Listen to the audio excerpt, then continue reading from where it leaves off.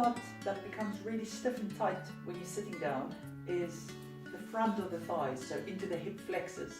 You must have heard of hip flexors or quads in the past. And this is basically because they are stuck in this position the whole time that you're sitting. Now when we run, we really need the leg to be able to go back past the hip or past the midline so that you can give a good stride and that you don't overwork other parts of the body.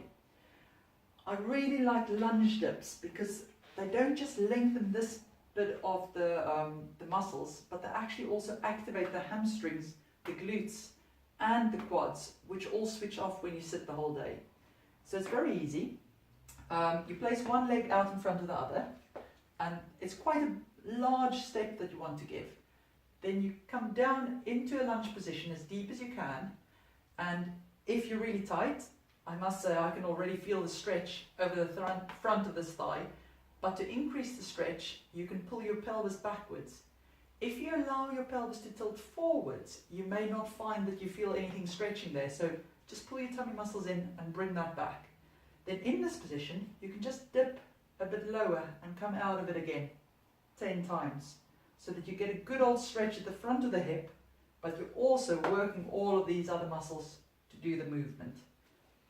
Then after you've done 10 of those, you just go into the other side. And again, nice long step.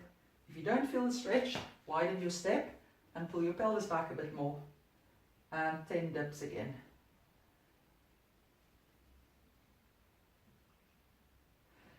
Then from here, you can go directly into lunge walks, which essentially is just what the name says.